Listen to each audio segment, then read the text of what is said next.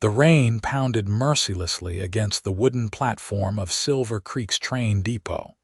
As Sophia Fletcher clutched her sodden letter, the ink bleeding into illegibility much like her hopes were bleeding away into the puddles forming at her feet. The promise of a new life, of marriage to a man who had courted her through correspondence for 8 months, had evaporated with the telegram she'd received upon arrival. Married another stop, do not come stop. Sophia's trunk sat beside her, the only remnant of the life she'd left behind in Boston. At 22, she had gambled everything on this journey west: her savings, her reputation, her future. The rain plastered her chestnut hair to her face as she stared down the empty tracks, wondering how she could have been so foolish. The last passenger had departed the platform 30 minutes ago. Even the station master had retreated to his office, casting her a pitying glance before closing his door against the deluge. Night was falling, bringing with it a chill that seeped through her damp traveling suit and into her bones. A horseman appeared at the edge of the station yard, his silhouette hazy through the downpour. He dismounted with the fluid grace of someone who lived in the saddle, securing his horse before striding toward the platform. His spurs clinked against the wooden boards as he approached, and Sophia straightened her spine, determined not to appear as desperate as she felt. "Madam," the stranger said, tipping his hat. Water cascaded from its wide brim. "Station's closing soon. You waiting on someone?" Sophia swallowed. They won't be coming." The man, a cowboy judging by his attire, studied her face. His eyes, a startling shade of blue, narrowed with concern. "You have somewhere to go. I'll find accommodations," she replied, though she had no idea where. Her modest funds wouldn't last long. The cowboy glanced at her trunk, then at the darkening sky. Without hesitation, he shrugged off his long duster coat and draped it around her shoulders. The weight of it was surprising, as was the immediate warmth it provided. "Name's Aaron Barrett," he said. "I work the Double Cross Ranch just outside of town. Can't leave you here in this weather. Let me help you to the hotel." Sophia clutched the coat around her. "Sophia Fletcher," she responded, her voice small against the drumming rain. Thank you, Mr. Barrett." "Just Aaron," he insisted, hefting her trunk with ease. "Come on, Miss Fletcher. Silver Creek ain't the softest landing, but it's better than drowning at a train station." As they walked toward his horse, Sophia kept her eyes on the muddy ground. Her carefully laid plans had crumbled, and now she was accepting help from a stranger, a kind stranger, but a stranger nonetheless. The irony wasn't lost on her. She'd come west to marry a man she'd never met, and now her fate rested in the hands of another she knew nothing about. Aaron secured her trunk to his horse, then helped her mount. He swung up behind her, his presence solid and reassuring at her back.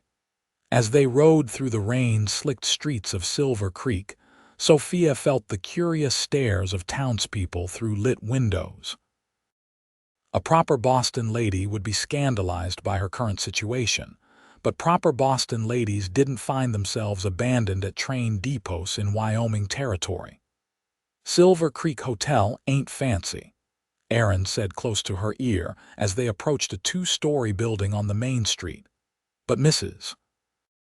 Holloway runs a clean place. She might even have work for you if you need it." "Work?" Sophia hadn't considered that possibility yet, still reeling from the shock of her situation. "Folks out here always need good hands. What can you do, Miss Fletcher?" Sophia thought of her finishing school education, her piano lessons, her watercolors. None of it seemed particularly useful in this frontier town. "I can read and write. I know arithmetic. I can sew and cook passably." Aaron chuckled, the sound warm against the cold rain. "That's more than most can claim. You'll do fine." He helped her dismount at the hotel entrance, his hands strong and steady at her waist. For a moment, Sophia felt the solid ground beneath her feet as more than just physical. It was the first moment since reading that telegram that she felt anchored to anything at all. Mrs. Holloway, a stout woman with silver-streaked hair and sharp eyes, looked up from her ledger as they entered. Her gaze took in Sophia's bedraggled appearance and Aaron's protective stance behind her. "What's this, then, Aaron Barrett? Bringing in strays from the storm, madam," he nodded respectfully. "This is Miss Sophia Fletcher. She needs a room and maybe some work if you can spare it." Mrs. Holloway's scrutiny softened slightly. "Another mail-order bride left high and dry, I reckon. You're the third this year, Miss Fletcher. Men out here can be desperate and deceitful in equal measure." Sophia's cheeks burned with humiliation, but she lifted her chin. "I've learned that lesson, Mrs. Holloway. I can pay for a room and would be grateful for any employment you might offer." The older woman nodded approvingly. "Got grit, this one. I like that. Room's 50 cents a night, but I do need help with the laundry and cleaning. Could reduce your rate if you're willing to work." "I am," Sophia said firmly. Aaron brought in her trunk, setting it carefully by the stairs. "I'll check on you in a few days, Miss Fletcher. Make sure you're settling in." Sophia began to remove his coat, but he shook his head. "Keep it for now, I've got another." As he turned to leave, Sophia called out, "Mr. Barrett, Aaron, thank you. I won't forget your kindness." He touched the brim of his hat, a half-smile playing at his lips. "Just doing what anyone would, Miss Fletcher." Mrs. Holloway snorted softly as the door closed behind him. "That man hasn't given his coat to anyone in the 5 years he's been in Silver Creek. Come on, girl. Let's get you dry and fed. Tomorrow's soon enough to start figuring out the rest of your life." Sophia followed the landlady up the narrow stairs. Aaron's coat still wrapped around her shoulders like a promise not of romance or rescue, but of the simple human kindness that might just be enough to help her survive here in this strange new world. The morning light filtered through thin curtains as Sophia woke in the small but clean room Mrs. Holloway had provided. For a disorienting moment, she imagined herself back in Boston, before the events of the previous day crashed back upon her. The coat, Aaron's coat, hung on a peg by the door, a tangible reminder that she wasn't entirely alone. After dressing in her second-best dress, her traveling suit still damp from yesterday's downpour, Sophia made her way downstairs. Mrs. Holloway was already bustling about, directing a young girl and setting tables for breakfast. "Ah, you're up. Good. Have some coffee and biscuits, then I'll show you the laundry room. Mondays are sheet days." Mrs. Holloway poured a steaming cup and pushed it toward Sophia. "Thank you." Sophia took a grateful sip. The coffee was stronger than she was accustomed to, but the warmth was welcome. "That man who stood you up," Mrs. Holloway said bluntly as she worked. "Who was he?" Sophia set down her cup. "His name was Daniel Whitaker. He wrote that he owned a successful mercantile here. We corresponded for 8 months. Mrs. Holloway's face darkened. "Daniel Whitaker does own the mercantile. He also married Bessie Johnson, the banker's daughter, 3 weeks ago. A mighty convenient match for a man with more debts than customers." "I see." Sophia's voice was steady despite the renewed sting of betrayal. "Well, that's that then. What will you do now?" It was the question Sophia had turned over all night. "I don't have enough money to return east, even if I wanted to.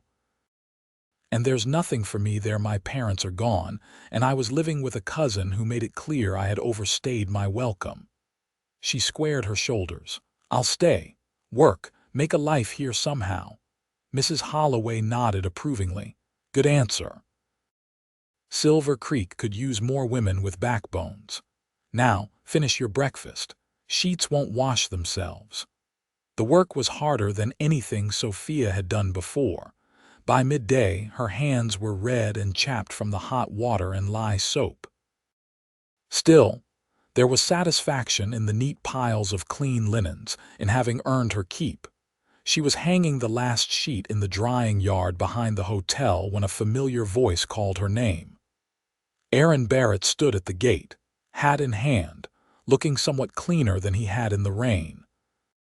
"Miss Fletcher, thought I'd see how you were faring." Sophia tucked a loose strand of hair behind her ear, suddenly conscious of her work-worn appearance. "Mr. Barrett, I'm well, thank you. Mrs. Holloway has been very kind." He nodded, shifting his weight from one foot to the other. "Good, good. I brought your coat back." He held out a package wrapped in brown paper. "Your coat," she corrected gently, smiling. "I have it upstairs. You didn't need to bring another." A faint flush colored his tanned cheeks. "This isn't my coat." "It's well, my sister left some things behind when she married and moved to Oregon. Thought you might need more than what you could pack in one trunk." Touched by his thoughtfulness, Sophia accepted the package.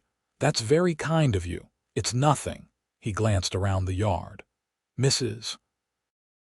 Holloway working you hard already." "It's good work," Sophia replied.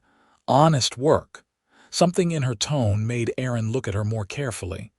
"You're not what I expected, Miss Fletcher." "What did you expect?" "Most Eastern ladies who come out here looking for husbands." He trailed off, seeming to reconsider his words, dissolve into hysterics when abandoned at train stations. She supplied with a wry smile. He chuckled. "Something like that." "I considered it," she admitted, "but hysterics rarely solve problems." "No, they don't." He twisted his hat in his hands. "Listen, the town's having a harvest dance Saturday next. Nothing fancy, just folks getting together before winter sets in. Thought you might like to come, meet some people." Sophia hesitated.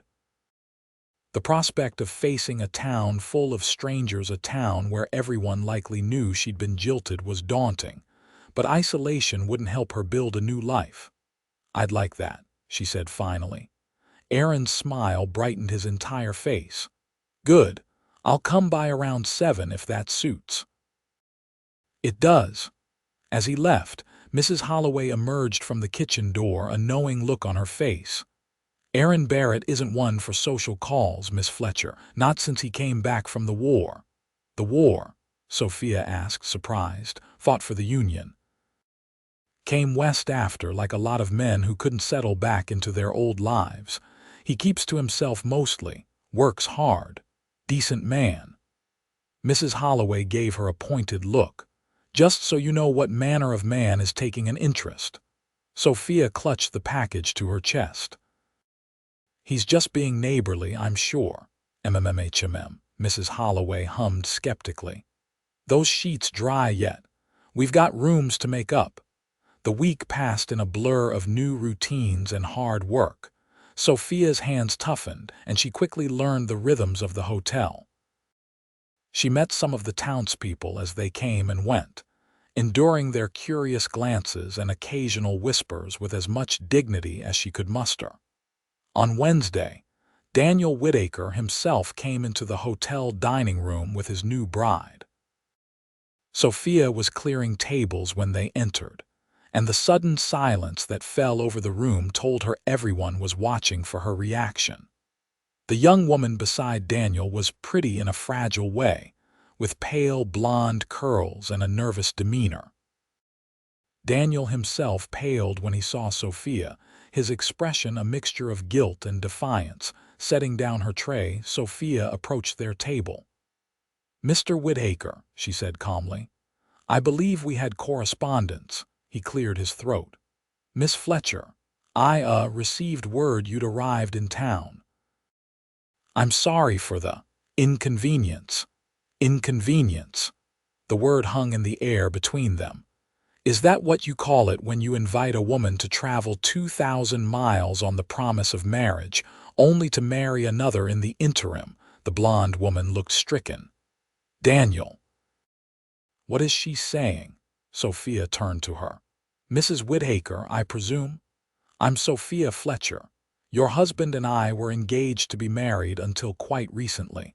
though he neglected to inform me of the change in circumstances until I arrived yesterday. The dining room was utterly silent now. Daniel's face had gone from pale to red. "Now see here."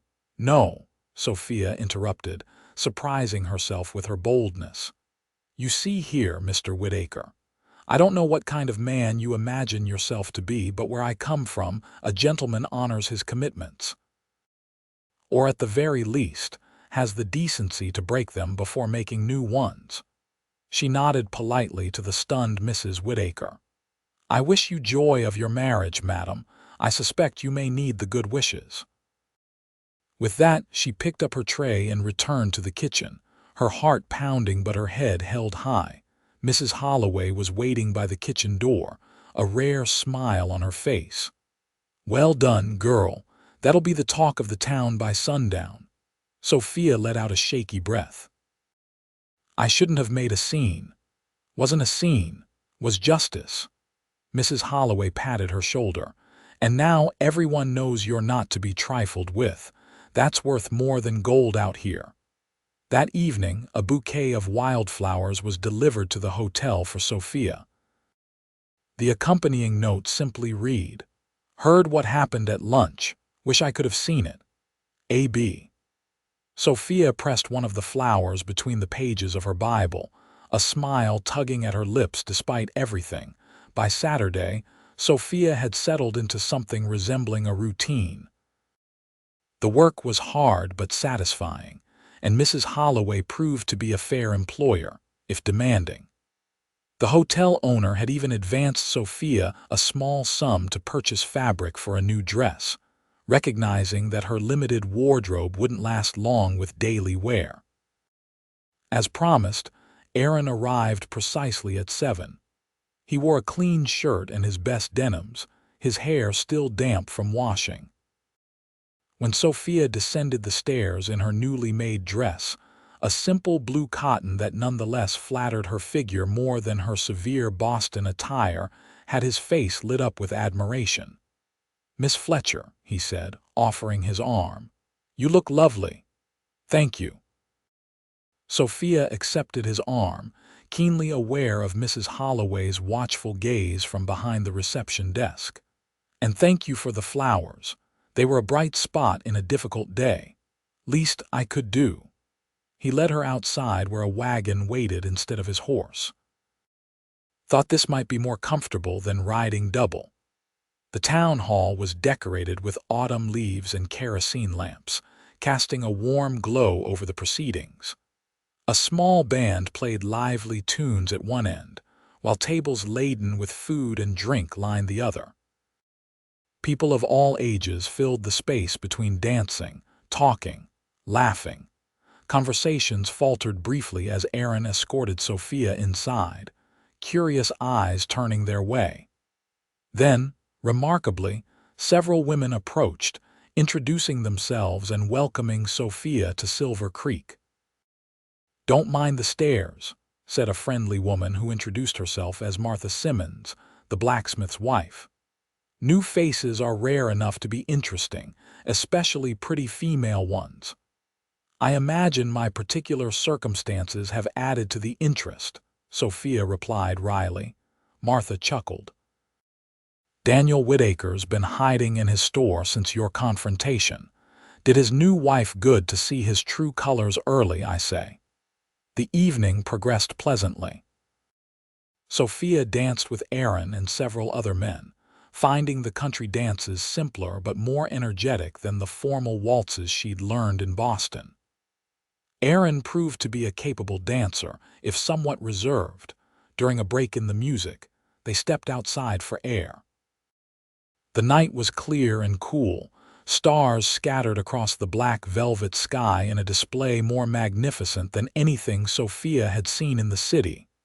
"It's beautiful," she murmured, gazing upward.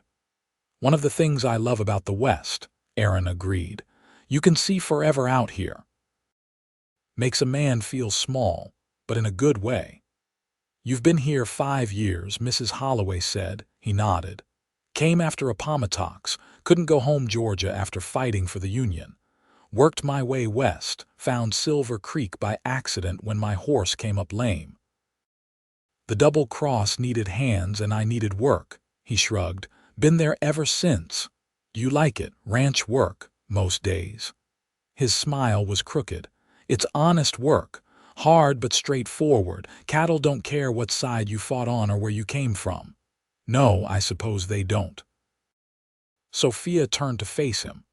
Why did you help me, Mr. Barrett, at the station? He was silent for a long moment.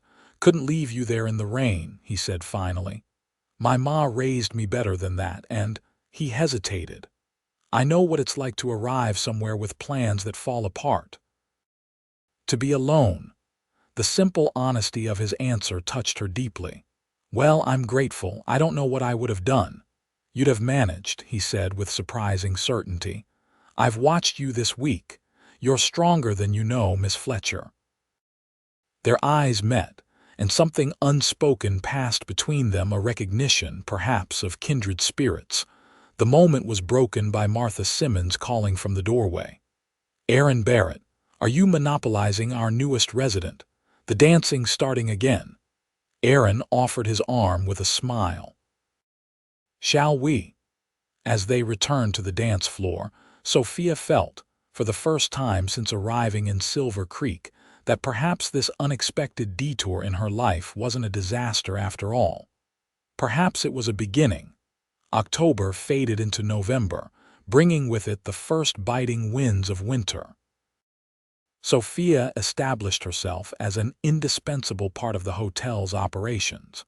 Her organizational skills and attention to detail earning Mrs. Holloway's grudging respect.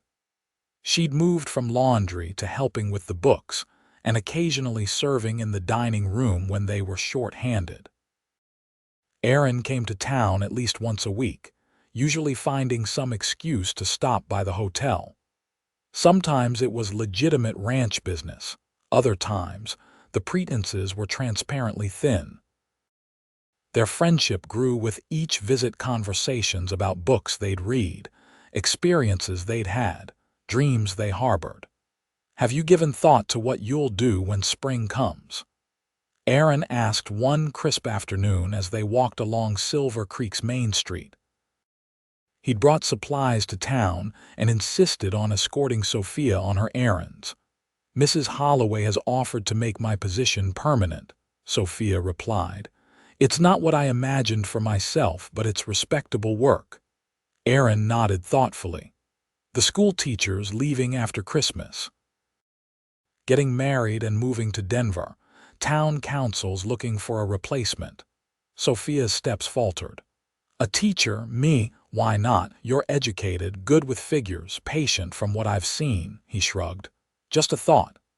The idea took root in Sophia's mind. She'd always enjoyed learning, had even helped younger cousins with their studies back in Boston. Teaching would be a respectable position, one that came with its own small house attached to the schoolroom.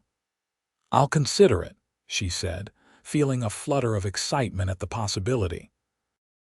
As they neared the general store, Sophia hesitated. She hadn't set foot inside since her confrontation with Daniel, preferring to send lists with Mrs. Holloway's other errands. Aaron noticed her pause. We could go to Miller's Hardware instead for what you need, he offered. It's a bit more expensive, but no, Sophia squared her shoulders. I can't avoid the place forever. This is my town now, too. Aaron's expression warmed at her words. That it is. Daniel was behind the counter when they entered, his expression souring when he saw them. Beside him stood a young Native American woman arranging bolts of fabric, her long black hair braided neatly down her back. Miss Fletcher, Daniel said stiffly. Mr. Barrett. Mr. Whittaker, Sophia replied with cool politeness. I need 5 pounds of coffee for the hotel and Mrs. Holloway asked for a dozen candles. As Daniel gathered the items, the young woman approached Sophia with a shy smile. Your new dress looks nice, she said, her English accented but clear. Good stitching. Thank you, Sophia replied, surprised. I made it myself. I'm Wren, the young woman said. I sew for Mr. Whittaker, fix clothes, make new ones sometimes. You're very skilled, Sophia said, examining the precisely arranged fabric display. I'm Sophia Fletcher. I know, everyone know. Wren's dark eyes darted to Aaron, then back to Sophia, a knowing look in them. You need more fabric. I show you new shipment. As they moved to the fabric section, Aaron hanging back awkwardly among the dry goods, Wren leaned closer. Mr. Whittaker's wife left, she whispered. Went back to her father's house. Big fight after you spoke to them. Oh, Sophia wasn't sure how to respond. She hadn't wished actual harm on the young Mrs. Whittaker, merely wanted Daniel to face the consequences of his actions. Good riddance, Wren continued, surprising Sophia. She treated me like dirt beneath her feet. You treated me like person, she smiled. Mr. Barrett watching you like hawk watches rabbit, but nicer. Sophia felt her cheeks warm as she glanced back at Aaron, who quickly pretended interest in a display of pocket knives. We're friends, she said softly. Friends is good start, Wren replied sagely. Best marriages start as friends. The comment stayed with Sophia long after they'd left the store, Aaron carrying her purchases despite her protests that she could manage. Wren seems nice, Sophia remarked as they walked back toward the hotel. Cheyenne girl. Her father was a translator for the army before he was killed. She's got a foot in both worlds, not really belonging to either. Aaron's expression was sympathetic. Daniel pays her a pittance for work that would cost him 3 times as much from anyone else, but she's got nowhere else to go. That's terrible, Sophia said, genuinely distressed. Isn't there something that can be done? Aaron shrugged. That's the way it is out here for a lot of folks. Especially Indians, even peaceful ones with skills. Sophia frowned, thinking, Perhaps she could make dresses for the hotel guests. Many ladies arrive needing alterations or repairs after long journeys. Mrs. Holloway mentioned it just the other day. That's not a bad idea, Aaron said, looking at her with new respect. Might speak to Mrs. Holloway about it. I will. Sophia was already planning how to present the idea to her employer, who was practical enough to recognize a good business opportunity when she saw one. They reached the hotel, pausing at the entrance. Aaron set down her packages, seemingly reluctant to leave. There's a Christmas social at the ranch next month, he said finally. Boss invites the whole town. Good food, music, would you consider coming as my guest? The hesitancy in his voice, from a man usually so confident on horseback and in physical matters, was endearing. Sophia found herself smiling. I'd be honored, Mr. Barrett. Aaron, he reminded her gently. After all this time, I think you could call me Aaron. Aaron, she repeated, liking the way it felt to say his name so freely. And you must call me Sophia. His smile was like sunrise breaking over the mountains. Sophia, he said, as if testing the sound of it. I like that. As he walked away, Sophia felt Mrs. Holloway's presence behind her. That man's sweet on you, the older woman observed bluntly. Has been since he found you in the rain. We're friends, Sophia protested, echoing her words to Wren. Mrs. Holloway snorted. Aaron Barrett doesn't have friends, especially not female ones. Man's kept to himself since he got here. Works, drinks occasionally at the saloon, goes to church on Sundays, minds his business. Until you. Sophia gathered her packages, not meeting the landlady's knowing gaze. He was kind to a stranger, that's all. If you say so, Mrs. Holloway replied, unconvinced. But a woman in your position should consider her prospects carefully. A good man who looks at you the way he does isn't something to dismiss lightly. I'm not dismissing anything, Sophia said quietly. I'm just not rushing. Fair enough. Mrs. Holloway nodded approvingly. Now come help me with the dinner preparations. The stage is due in an hour with 6 passengers, and they'll all be hungry. December arrived with a biting cold that penetrated even the sturdiest buildings. Silver Creek transformed under a blanket of snow, the harsh edges of the frontier town softened by white drifts and frost-rimmed windows. True to her word, Sophia had spoken to Mrs. Holloway about Wren, and the young woman now spent 3 afternoons a week at the hotel, mending linens and creating made-to-order garments for travelers. The arrangement had proven profitable for everyone involved, and Wren's shy demeanor had blossomed with the independence of earning a fair wage. Sophia, meanwhile, had applied for the teaching position. The town council, impressed with her education, and the references Mrs. Holloway provided regarding her character, had provisionally accepted her application, pending a final interview after the new year. Life was settling into place in ways Sophia could never have imagined that rainy day at the train station. The only unsettled element was her growing feelings for Aaron Barrett, feelings she suspected, based on the warmth in his eyes when they met, were reciprocated. The day of the double-cross Christmas social dawned clear and cold. Aaron arrived at the hotel promptly at noon, driving a sleigh instead of his usual wagon. "Thought you might enjoy the ride," he explained as he helped Sophia up to the seat, tucking thick buffalo robes around her to ward off the cold. "It's not often the snow's good enough for sleighing." The journey to the ranch was magical. The sleigh runners whispered over the packed snow, the horses' harness bells jingling merrily as they traveled through pine forests and open meadows. Aaron pointed out landmarks along the way, a hidden waterfall, now frozen into fantastic ice formations, the distant mountains where he sometimes rode to check on strays, the line cabin where he'd spent his first winter in the territory. "It's beautiful," Sophia said, gazing at the pristine landscape. "So different from the city." "Hard country," Aaron admitted, "but worth it, I think." They crested a hill, and below them spread the Double Cross, a collection of sturdy log buildings nestled in a sheltered valley. Smoke rose from chimneys, and colorful bunting decorated the main house and bunkhouse. Other sleighs and wagons were already arriving, a stream of visitors coming from town and neighboring ranches. "Home," Aaron said simply, a note of pride in his voice as he guided the horse down the slope. The ranch owner, Jefferson Douglas, greeted them warmly. A bear of a man with a booming voice and expansive gestures, he clapped Aaron on the shoulder with enough force to stagger a smaller man. "Barrett, about time. And this must be the lady who's got you riding into town every week on the thinnest excuses I've ever heard." He bowed gallantly to Sophia. "Jefferson Douglas, madam. Welcome to the Double Cross."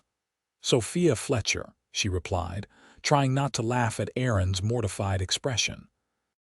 "Thank you for having me. Any friend of Barrett's is welcome here," Douglas declared. "Especially one as pretty as yourself. Now come in, come in. Martha's laid out enough food to feed an army, and the fiddlers are just warming up." The main house was transformed for the celebration. Evergreen boughs and red ribbons adorned every surface, and a massive tree stood in the corner of the great room, decorated with paper chains, carved ornaments, and real candles that would be lit as darkness fell. Tables groaned under the weight of holiday dishes, roasted meats, pies, cakes, and a large bowl of eggnog that smelled potently of whiskey. Sophia recognized many faces from town, but there were just as many strangers' ranch hands from the Double Cross and neighboring spreads, families from outlying homesteads who rarely made it into Silver Creek. Aaron stayed close, introducing her proudly as Miss Fletcher, our new schoolteacher, his hand warm at the small of her back. As the afternoon wore on, Sophia found herself genuinely enjoying the festivities. The music was lively, the company cheerful, and Aaron proved to be a considerate companion, ensuring she was never left alone for long and that her cup and plate were always full. When the dancing began, Aaron led her onto the floor with the same quiet confidence he showed on horseback. As they moved through the steps of a country reel, Sophia found herself studying his face, the small lines at the corners of his eyes, the way his serious expression softened when he smiled, the careful way he held her, as if she were precious and might break. "You're staring," he murmured as they came together in the dance. "Am I?" She felt her cheeks warm. "I was just thinking." "About what?" "How different things turned out from what I expected. When I came west, I mean." His expression sobered. "Do you regret it, coming here?" The question hung between them as the dance separated them briefly. When they came back together, Sophia answered truthfully, "No, I don't think I do." His eyes searched hers, looking for confirmation. Even though the man I came to marry turned out to be a scoundrel. Even though I'm working for my keep instead of being a merchant's wife." Sophia smiled softly. "Life rarely goes as planned, Aaron. Sometimes it goes better." The hope that bloomed in his expression made her heart skip. When the dance ended, he kept hold of her hand. "Would you walk with me? There's something I'd like to show you." He led her out onto the wide veranda that wrapped around the house, retrieving her coat and his own as they went. The sun was setting, painting the snow-covered landscape in shades of pink and gold. In the barnyard, ranch hands were lighting a massive bonfire that sent sparks spiraling into the darkening sky. Aaron guided her to a quiet corner of the porch, away from the occasional couples slipping out for fresh air or privacy. From his coat pocket, he withdrew a small package wrapped in brown paper and tied with string. "It's not Christmas yet," he said, a hint of nervousness in his voice. "But I wanted to give you this, in private." Sophia accepted the package, careful not to tear the paper as she unwrapped it. Inside was a small wooden box, beautifully crafted with a delicate floral pattern carved into the lid. When she opened it, a soft melody began to play a music box. "It's beautiful," she whispered, watching the tiny mechanism turn. "My mother had one like it," Aaron explained. "When things were bad during the war and they were bad, often she'd play it. Said it reminded her that there was still beauty in the world." He paused, seeming to gather his courage. "That's what you've been for Silver Creek, Sophia. For me. A reminder that there's beauty even after hard times." Sophia closed the box gently, holding it to her chest. "Aaron, I know it's too soon," he rushed on. "You came here expecting to marry one man, and here I am, barely 6 weeks later, all but declaring myself. But I need you to know that day at the train station. Finding you there wasn't just chance. It was the luckiest day of my life." The raw honesty in his voice moved her deeply. "Mine too," she admitted, "though it certainly didn't feel that way at the time." He took her free hand, his touch warm despite the cold air. "I'm not asking for promises. Not yet. But I wanted you to know that when you're ready, if you're ever ready, there's a man in Silver Creek who thinks you hung the moon and stars." Sophia looked down at their joined hands, then back up at his face, so earnest in the fading light. "When I came west, I thought I knew what I wanted. A home, security, perhaps eventually love." She squeezed his hand. "I still want those things, but I've learned they don't always come in the package you expect." Hope kindled in his eyes. "Sophia, let's take our time," she said softly, "but know that I care for you, Aaron Barrett. More than I thought possible after so short an acquaintance." His smile was like sunshine breaking through clouds.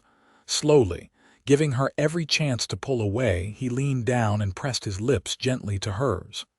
The kiss was brief, sweet, a promise rather than a demand.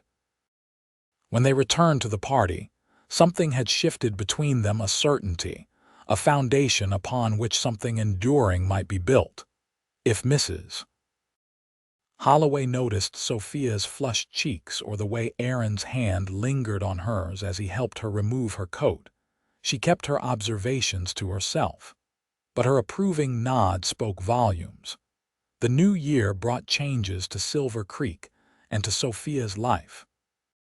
She was officially appointed as the town's schoolteacher, moving into the small but comfortable house attached to the schoolroom.